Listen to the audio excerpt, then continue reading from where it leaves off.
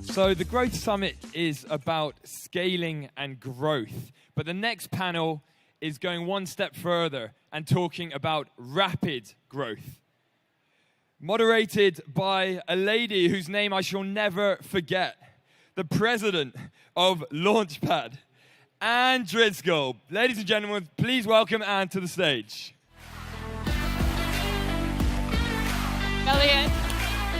All right, well, welcome. Last session of the growth stage today. Thank you for joining me. I am delighted to talk with three companies today who are on their way up, who are transforming industries and truly being disruptors. My name is Anne Driscoll.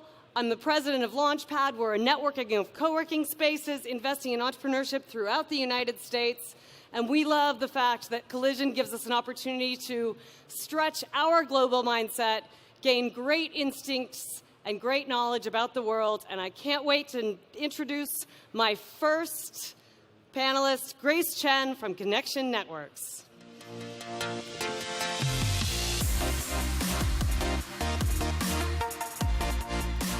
Hi, everyone. How's it going? What's a product where the addressable market is literally everyone, but is an unsolved problem? Ultra high-speed internet. We all want it. In fact, I'd say most of us would say we need it. Yet 62% of Americans have no access to high-speed internet or only one option from one of the monopoly providers. And according to the numbers, most of us hate that provider. So ultra high-speed internet, an unsolved problem and a huge opportunity. Now, we're obviously not the first to see this opportunity, but companies that have tried to solve this problem run into one or more of the following three problems: internet speeds, operational costs, or scale. Companies that are laying physical cables in the ground like Google Fiber, they can achieve the speeds, right? But their operational costs are so enormous that it makes it impossible for them to scale quickly. So wireless is the solution. Great. Wireless is obviously way more affordable, but to date, no one has been able to achieve competitive speeds, except for in really dense urban markets. So we, Common Networks, we've solved this problem. We have built proprietary software-defined networking software that sits on top of custom hardware solutions and creates a mesh network of customer homes and businesses. We're able to achieve fiber-class speeds, up to 500 megabits per second symmetric, at 10% of the cost of fiber. We're live right now in 2 markets with really happy customers. Our Net Promoter Score is 70, which is, approximately 70 points higher than the cable companies. And people really love our service. Now people can actually say that they love their internet service provider. I'm Grace Chen, co-founder and head of product of Common Networks. We're building the next generation of access, so come talk to me if you're interested in learning more.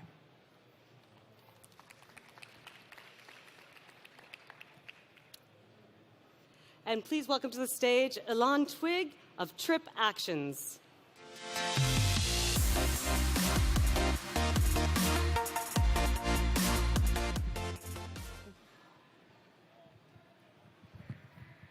Can you hear me? Okay. So my name is Ilan Twig, and I'm the CTO and co-founder of TripActions. And TripActions is a corporate travel solution that for once, really puts the traveler, the road warrior, the user in the center. And so we've identified 3 areas that we decided to focus on. And the first one is the booking. When you book something, when you look for a flight or a hotel, you really want to make sure that you have access to everything that's available. Otherwise, if there's no trust, you'll go and check on a different website just to make sure that you're not missing out on something. And at that point, we lost you. It's a downhill from there. So we've integrated all possible inventories from consumer to corporate. We are connected directly to the airlines, directly to the hotels. And when you look for something, if you can't find it, it doesn't exist, probably. So what we see is that it leads to 97% adoption. So when we deploy TripActions, 97% of the users will actually use it, and the budget will actually go through that system. And the second thing that we've identified is what happens on the go and when you need support. So when you travel, things go wrong all the time. And when there is a storm or something and you're about to lose your connection, you're tired, you're annoyed, you're pissed off, and you definitely don't want to wait 1 hour on the phone to talk to someone that doesn't know anything about you. With TripActions, we realized that in most times we actually know that something goes wrong. We know about the delay, and we know about the connection that you will miss. So we launched this thing that we call internally proactive support. And proactive support, the agent will reach out to you by chat or by phone with a solution because they know exactly what happened to you. And that leads to a 97% satisfaction on the customer support. And the third thing is we kind of swapped the policy, the anxiety that is associated with the policy, with an incentive program that rewards employees for good behavior. And that leads to an amazing stickiness as well as actual savings for the company. We are seeing an amazing growth, and we're very excited about it. Thank you, Ilan. And please join me in welcoming Scott Hempy to the stage from the Field.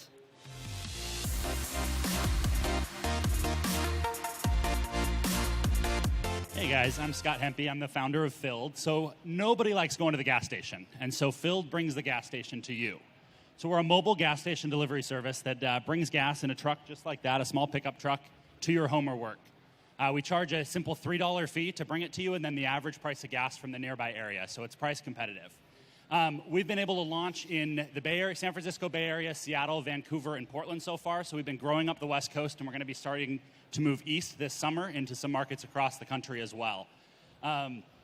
In terms of the way you order, you're going to take the smartphone app, just like that. You're going to see your price of gas right there. You're going to put it where your car is. You're going to schedule a fill, and then you're all set. So nice and easy. Schedule a fill. Gas truck, like the fill truck there, comes to you, and that's that. Thanks so much. I don't know about you, but I thought the truck followed you around as you were going, and you sort of kept the filled up while you were on the way. So I'm looking forward to that innovation. Okay, so we're talking about rapid growth. And when I think about a lot of companies, most of us are just trying to raise money, fighting through the next phases of our work, getting our first customers.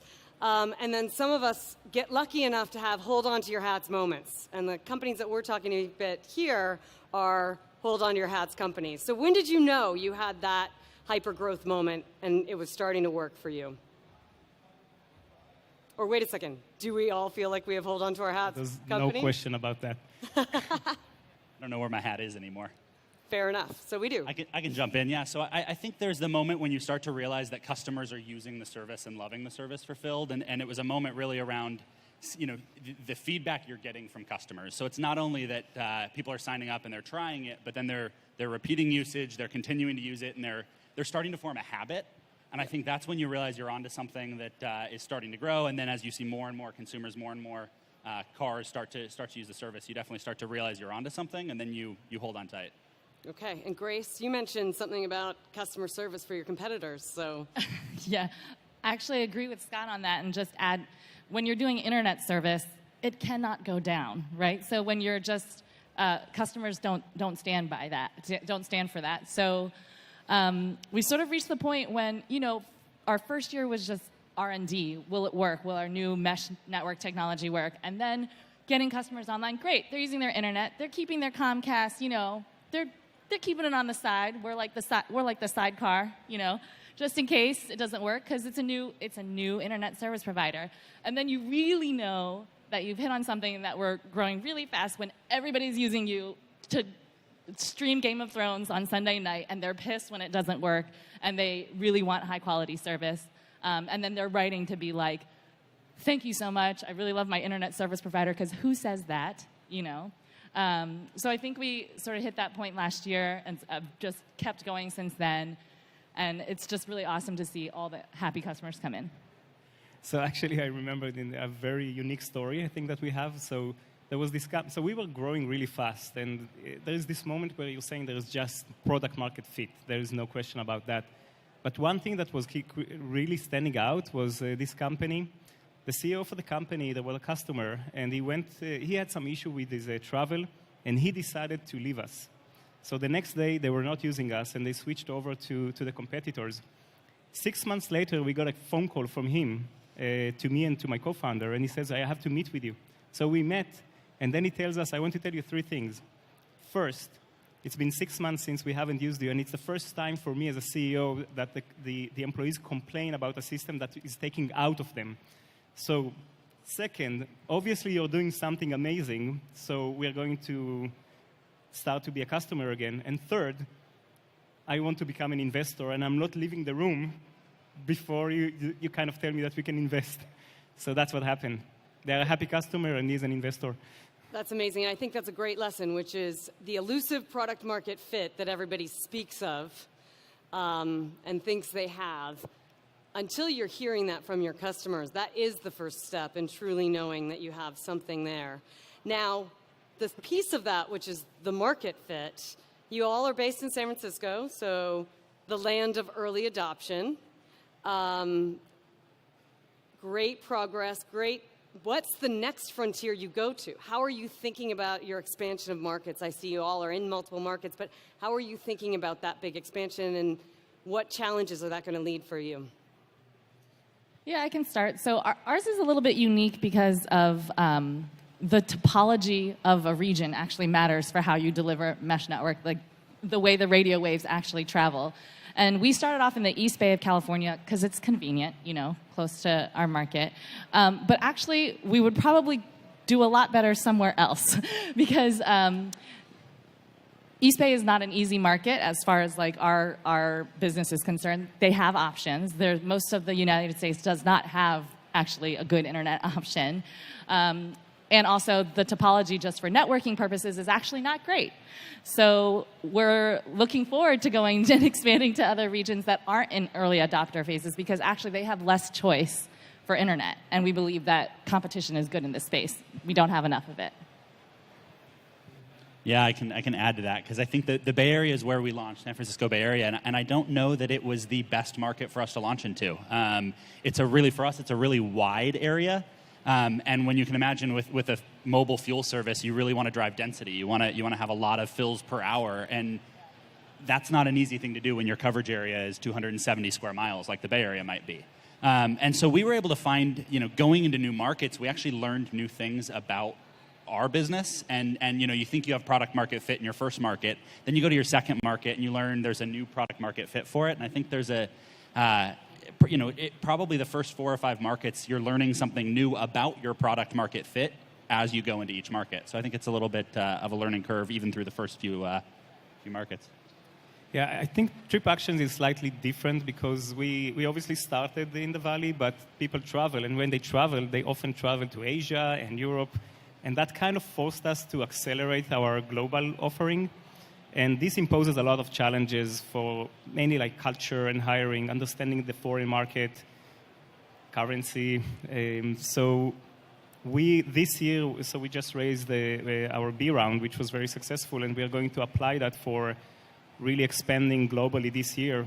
We already started with Europe in 2 locations, and the plan is to get to 5 to 10 more locations this year. Wow. Yeah. That should be heartwarming for everyone who is not based in the Valley, that you don't have to start your business in Silicon Valley and make it a success. Yeah. You can find markets out there and actually use that as your competitive advantage. And another thing about going global is if you want to be a big company, you got to be global. So think about it early. Yeah. The best companies, obviously, their success comes from great, well-laid plans and a strategy that's totally thought through from the get-go that they execute against. I'm assuming all 3 of you are in that case. So why don't you tell me what was, looking backwards, that one thing that you did right and the one thing you did wrong that helped shape the course of where you took your companies? We'll start with the right. Right is easier. You think about the wrong while I talk about the right. So the way we segment the market is by how much money the company spends on travel annually. And so we started with, I think, like 500, and then we gradually went, and now these days we're all the way up to 25 million a year. What we realized last year is we actually have a lot of customers that we never even talked to that are spending 40,000 a year, 100,000 a year, 250. We had 40 of them, and no one even knew, and they were using the system. And so we reached out to them, and the conclusion was there is a market there. There is a ton of value that we can give them, and if we just try it. And so we have, and that was in September of last year, and today it's our biggest line of business is the small market. It's growing in an insane rate. Changed the company, kind of was the reason behind the amazing numbers that we had in the B round. It would have been a different round altogether. So, yeah. Yeah, I'll go. So our company does software, hardware, and operations, which is a little Super bit easy. super easy. And so for me, the thing that I think that went really well for us that we did right is actually getting out there in the field. We were a co-founding team of 4 people, which is very nice to have like a group to work with you. But one of the things I'm really glad we did is to get out there and try things for ourselves. The hardware spec sheets, they always lie. They're not telling you the truth. So you don't actually know what's going to happen until you put it out in the field. And you have to, for us, we had to do a lot of R&D and taking it out there ourselves, climbing rooftops, doing all sorts of crazy things, but you would not actually know how the product is going to work until you do that in our case. And as far as wrong, I'll go ahead and say what I did wrong.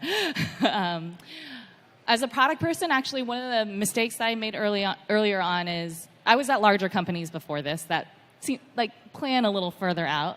And as a product person, I wanted to build the thing right. I have this vision, I want to build it right, I want to step towards that.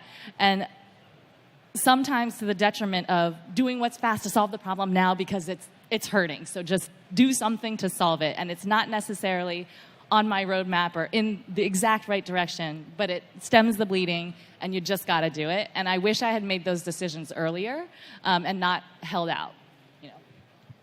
Yeah, so for me, I think there's a right and a wrong. In terms of the thing we did right early on is we got approached. We were servicing consumers, and we launched our business as a consumer service.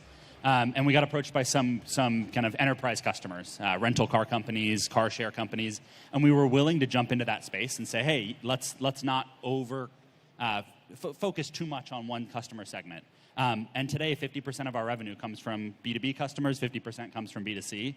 And we found that there's really good synergy between the two. So I think that was definitely something we did right.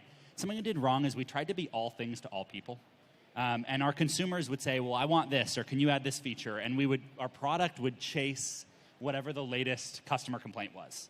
And so we almost didn't have enough of a plan with what is the product, what is its core value to a customer, and how do we really make sure we're driving to that and not just chasing the exciting sideshows along the way. All right. Your mistake? He's perfect, everyone. He's perfect. So when we started TripActions and we raised the seed round, it was mainly about we're going to save you money. So it was all about the rewards program and the incentive program. And for the first few months, and we knew nothing about travel. So for the first few months, we were really just focusing on that. And we kind of refused to accept the fact that the market actually had different requirements. So that was one of them. But there were 2 other components, the support as well as the booking. So first, booking should work. Yep. And you should be able to find that Ryanair in Europe that is the cheapest and the best. So it was a realization, and we kind of really had to focus the company on 3 pillars. And then, but it took us time. I wish it was faster, but yeah. All right. Well, wrapping up, common themes. Listen to your customer. Try things. And be okay with making a few mistakes along the way. Thanks so much, guys. Thank you. Thank you.